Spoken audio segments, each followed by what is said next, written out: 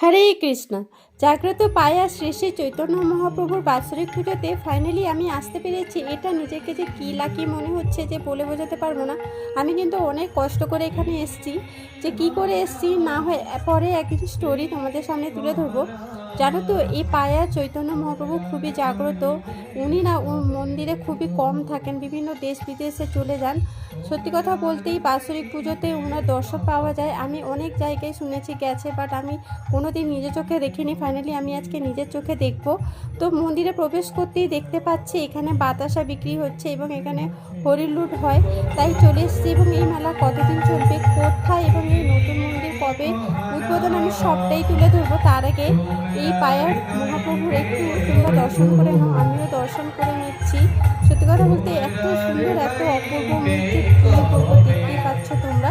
এখানে অনেকেই ভিড় করছে। এখন ঘড়িতে 7টার মতন বাজে। তো এখানে আমি প্রথমে প্রণাম করে নিচ্ছি। আর এত ভিড় হয়, এখানে মন্দিরে প্রবেশ করাই যায় না, তাই আমি একটু সন্ধে চলে এসেছি, যেহেতু অনেকটা দূরে। যাই হোক, এখানে মহাপ্রভুকে দেখতে পাচ্ছ, খুবই অপূর্ব লাগছে। তো এই মেলা আমি যেদিন এসেছি সেটা হচ্ছে শেষ দিন, মানে আমি গতকাল গেছিলাম। সেদিনই মানে বাৎসরিক পুজোটা শেষ হয়ে গেছে। আর আমি যদি আগে যেতাম অবশ্যই তোমাদের সামনে তুলে ধরতাম। তো যাই হোক, এখানে প্রত্যেকদিন কিন্তু বিভিন্ন অনুষ্ঠান লেগে থাকে এবং এর মেলা অনেক বড়। এবং এখানে নতুন মন্দিরটাও তোমাদের সামনে তুলে ধরবো। এখানে আমি যে হরিলুটের বাতাসা এখানে পুজো দিয়েছিলাম, দেখতেই পাচ্ছ মানুষ ভিড় করছে, তো আমি হাতে দিয়ে দিচ্ছি। আমার না একটা জিনিস ভীষণই খারাপ লাগে, যে বাতাসা হরিলুট করা হয়, বাতাসা না সবার পায়ে লাগে, পায়ে দোলে দেয়। এবার ঠাকুরের প্রসাদ যাই হোক, পায়ে লাগানোটা উচিত নয়।